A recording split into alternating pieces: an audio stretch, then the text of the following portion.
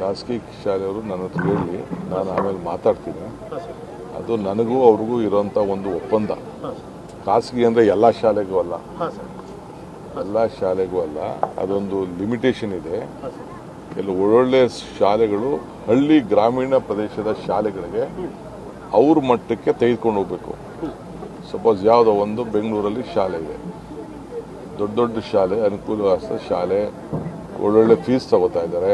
ಅಂಥ ಶಾಲೆಗಳು ಗ್ರಾಮೀಣ ಪ್ರದೇಶದ ಮಕ್ಕಳಿಗೆ ಅವ್ರ ಸ್ಟ್ಯಾಂಡರ್ಡ್ಗೆ ಈಗ ಯಾವುದೋ ಒಂದು ಸ್ಕೂಲಲ್ಲಿ 4-5 ಟೀಚರ್ಸು ಬಾಕಿ ಇರ್ತಾರೆ.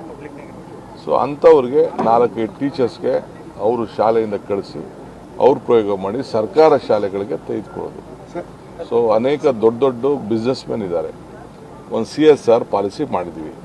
CSR ಪಾಲಿಸಿಲಿ ಏನಿದೆ ಅಂತಂದರೆ ಅವರು 2% ಹಣ ಸಂಪಾದನೆ ಮಾಡೋ ಹಣನ ಅವರು ತಗೋಬೇಕು ಅಂತ, ಏನು ಅವರು ಖರ್ಚು ಮಾಡಬೇಕು ಅಂತಿದೆ.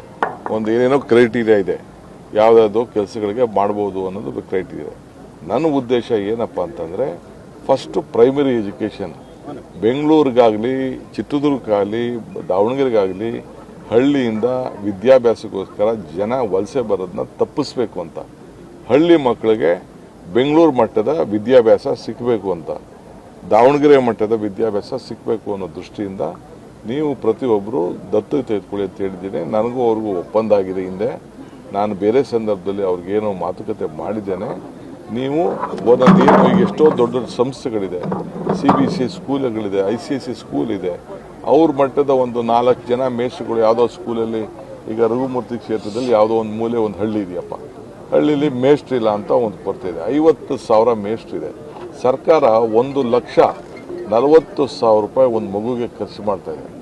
ಆದರೂ ಕೂಡ ನಾವು ಕ್ವಾಲಿಟಿ ಎಜುಕೇಷನ್ ಮೊದಲಿಂದನೂ ನಾವು ಮಾಡೋಕ್ಕಾಗಲಿಲ್ಲ. ಆ ದೃಷ್ಟಿಯಿಂದನೇ ನಾವು ಪ್ರೈವೇಟ್ ಅವ್ರಿಗೆ ರಿಕ್ವೆಸ್ಟ್ ಮಾಡಿದ್ವಿ. ಅವರೆಲ್ಲ ಭಾಳ ಸನ್ನದ್ಧರಾಗಿದ್ದಾರೆ, ಅವ್ರು ಮಾಡ್ತಾರೆ. ಮುಂದೆ ವಾರ ಆಗ್ತದೆ.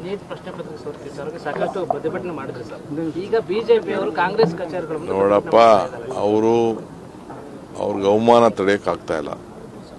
ಪ್ರಧಾನಮಂತ್ರಿಗಳು ಈಗ ಕಣ್ ತೆರೆದಿದ್ದಾರೆ.